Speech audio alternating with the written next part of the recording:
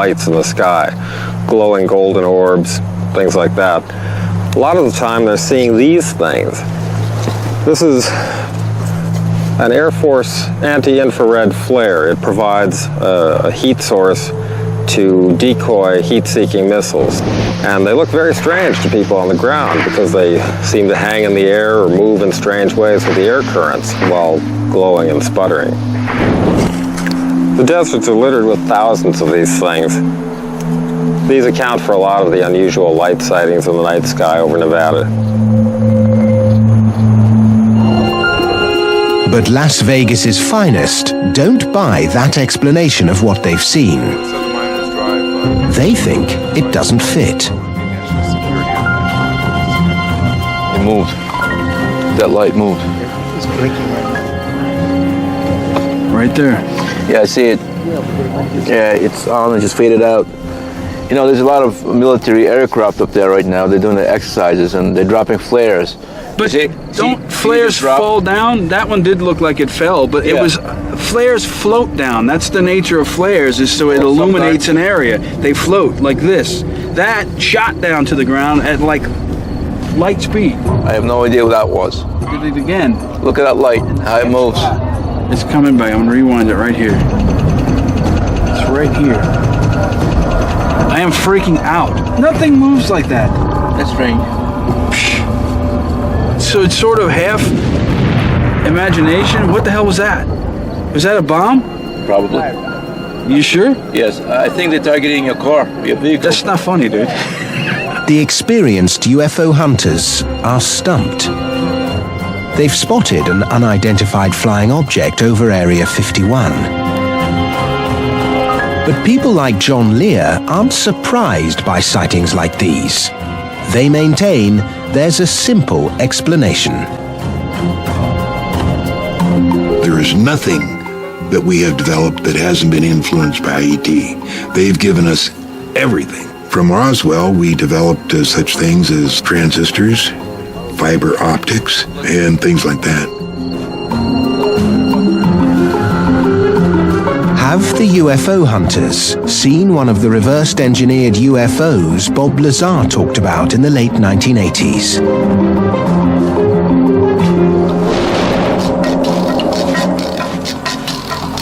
In the Spring Mountains, 65 kilometers west of Vegas, Peter Merlin's on a mission to find out. We're looking for the remains of a top-secret project capable of flying at speeds of over 2,000 miles per hour and up to 90,000 feet altitude. It was a CIA project tested at Area 51.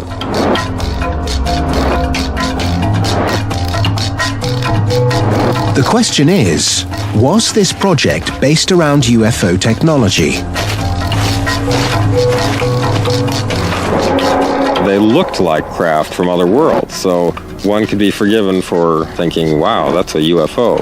Because if you've never seen something like that, then it most definitely is an unidentified flying object.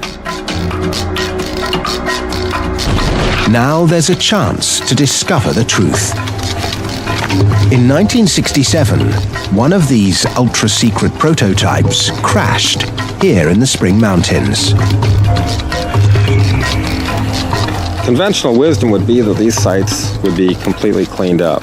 I've talked to people who worked on the cleanup crews, and almost universally, they told me, don't even bother looking because the government cleaned up every trace. But when I go to these sites, I find that there's always something left. In fact, it's a pretty decent-sized piece of titanium. Yeah, there's a little bit of black paint on the outer surface. The airplane was painted black. This is part of a radar-absorbent structure, so this would have been one of the most secret components of the airplane. So it seems like it would be surprising to find pieces of it out here after they cleaned it up, but yet the desert is littered with it.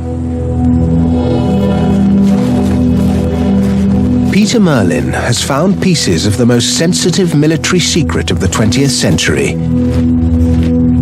It's not alien, but to the Soviets at the height of the Cold War, it might well have been. It's a technology so advanced that they never saw it coming. Literally.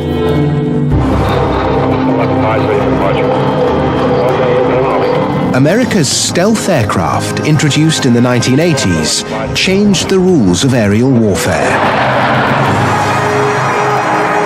Exotic in looks and performance, these ultra-modern aircraft caused a flood of UFO reports over the Nevada desert. But stealth aircraft can't possibly be responsible for all UFO sightings worldwide. What strange craft triggered the others? Now, with modern technology, it may be possible to figure out what they are and where they come from. In today's world of high-tech gadgetry, machines that perform the simplest of functions can often be mistaken for UFOs. This is an aerobot. It's been designed by Paul Moller, the man who built and flew the M200X flying saucer. Well, the aerobot I'm flying here is a vehicle that was designed for bridge inspection. It's a serious problem. How do you get up and inspect bridges or not risking somebody's life in the process of identifying cracks in the bridges? The US Air Force has used these experimental machines for aerial surveying tasks. It's an unfamiliar technology. These are exactly the types of objects that draw public attention and could be mistaken for UFOs.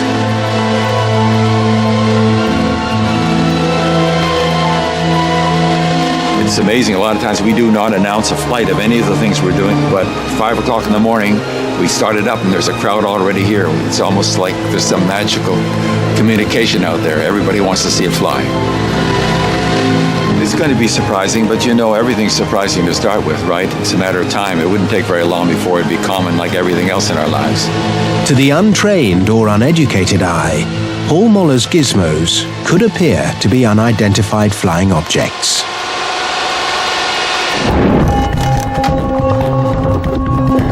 But figuring out what it is that people really see in the sky when they report a UFO is the job of this man. Mark D'Antonio is a chief analyst with Mutual UFO Network, an organization which investigates unexplained sightings. When someone sees something, there's a variety of ways in which they can record it. This cell phone video showed up on the web, and just since late last night, it's already had 187 views. This is basically available for the world to see. It's the UFO recorded over Winsted, Connecticut. Mark's job is to analyze the footage and try to identify what it is. In the majority of cases, what he discovers surprises people. As anyone can imagine with UFO imagery and video, we're going to get a lot of images of things that are actually flying. You have aircraft, insects, birds, occasional rock, or other things flying through the air. And we see a lot of those photos. You know, we'll see frisbees photographed at odd angles. I mean, things like that.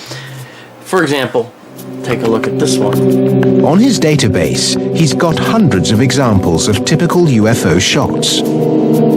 Somebody took a picture of an aircraft, but it's a known object. Obviously, it's an aircraft, and that's not a problem. But you see this shape in here. You see this streak right here, and then you see two appendages. One set here, one set there. Okay, this is classic because this is a very out of focus object very close to the camera. This is an insect. It's a common example of how a UFO can be captured on film, but never actually seen.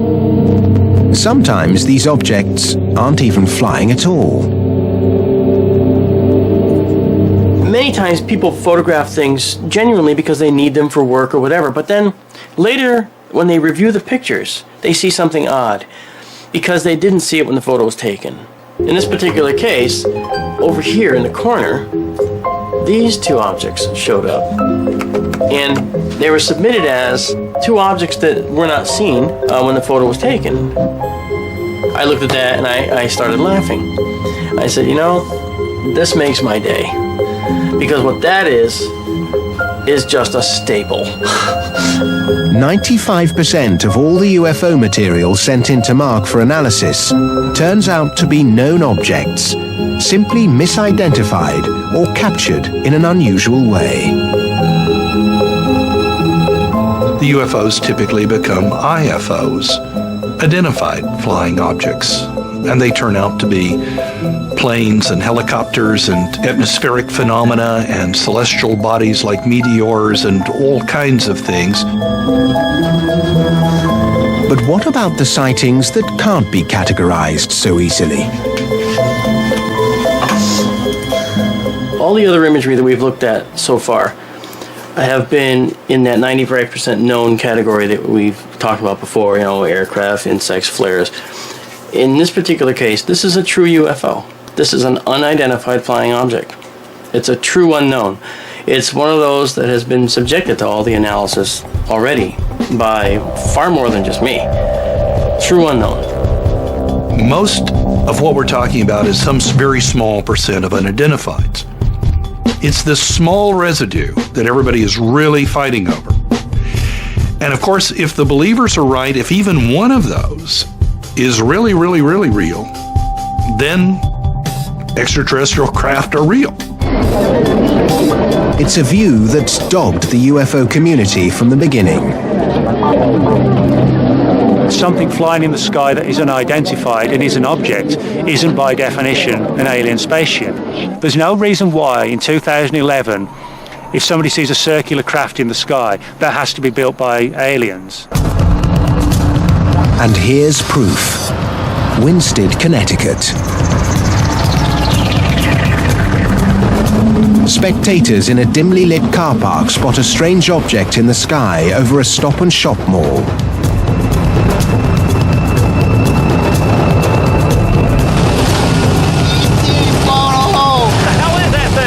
It creates a stir.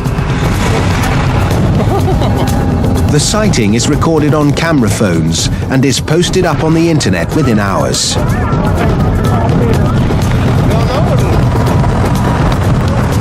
It's been spotted where there are no reports of any air traffic.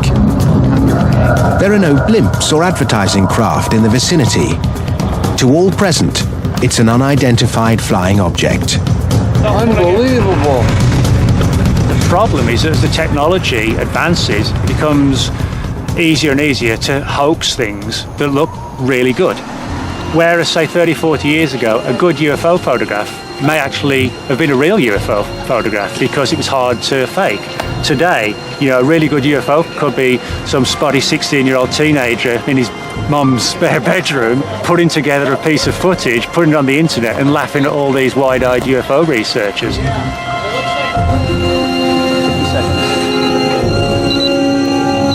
Okay, coming in. This UFO is a hoax. Good. Connecticut's latest flying saucer sighting started life in a basement workshop a little over 24 hours before. Okay, lights. Good, there we go. One there. It's an experiment thought up for this investigation by MUFON analyst Mark D'Antonio.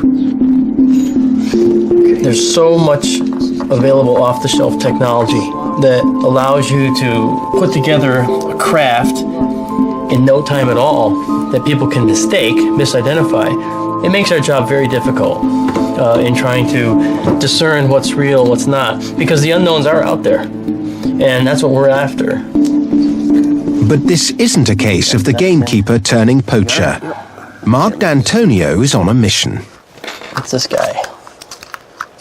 I think it's really critical that people understand what types of things they are seeing in the sky, whether it's a meteor or it's a four-bladed quadcopter with lights. There's thousands of these out there now. Thousands. We have to show people what these are, because too many people are reporting these and then think they've had a life-changing event, when in fact they were looking at someone fooling them.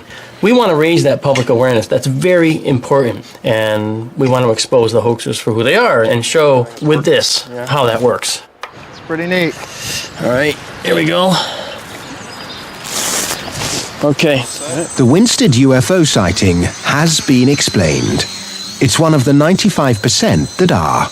But what about the 5% that remain unidentified?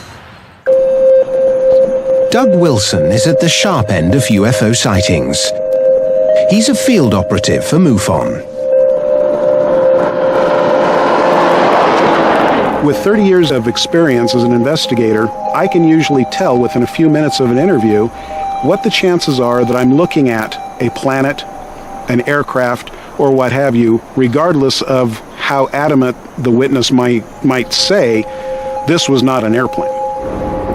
Do we have a case where you can honestly say I've exhausted everything and yet I don't know what it was? It happens. In such cases, Doug knows why a lot of people instinctively make the link to outer space. I think people do feel the need to have an explanation for everything. We've got Star Wars, Star Trek, any number of science fiction that people look at and they think automatically outside of the Earth. And so if you don't give them an answer, they will come up with one on their own, and frequently it is extraterrestrial.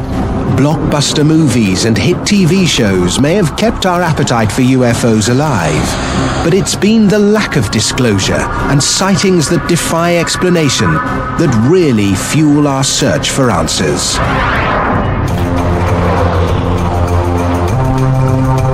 An incident 60 years ago gave a town in New Mexico a marketing dream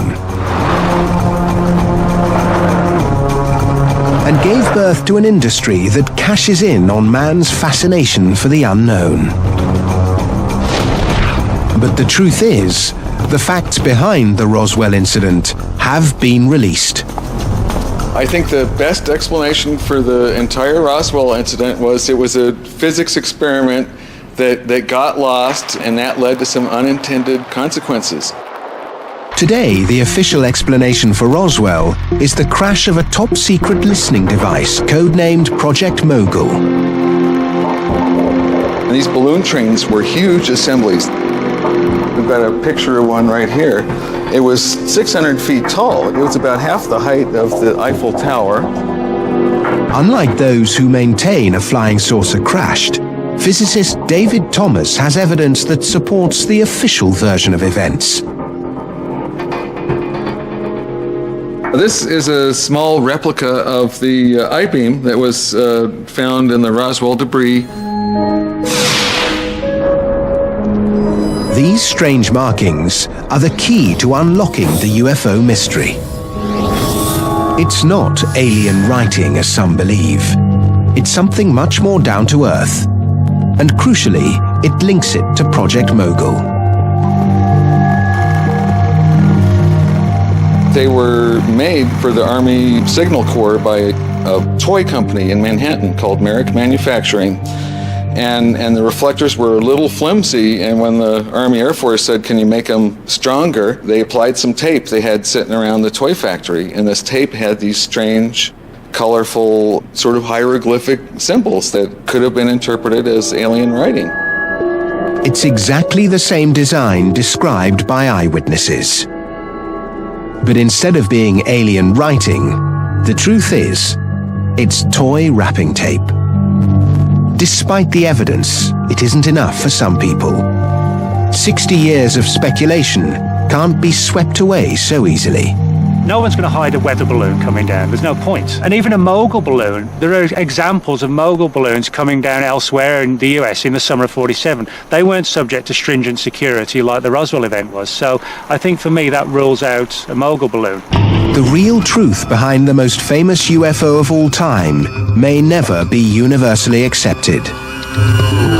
But the facts reveal that in the vast majority of cases, an explanation for most UFOs can be found. Simple misidentification, atmospheric conditions, hot air balloons, hoaxes, even staples can all become unidentified flying objects. But the question remains, what are those that stay unidentified?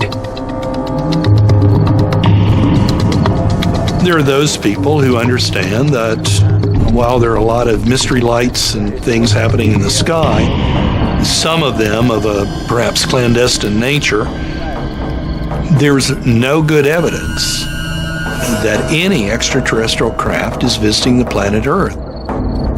Believers will still hunt for the evidence. Light speed. That one, the last one, It's right here. in my opinion, the truth behind UFOs is that, first of all, they're real. They're here. Roswell, New Mexico. Something did crash, and I do believe that it was a alien spacecraft. But for those of us who just look to the skies and wonder, 80 to 90% of all UFO sightings are explainable. But as a rational person trying to keep an open mind, I would have to say that there is no reason to believe that aliens could not be here. It's kind of like people's belief in God. You can't prove it, but you'll be damned if you'll deny it in total.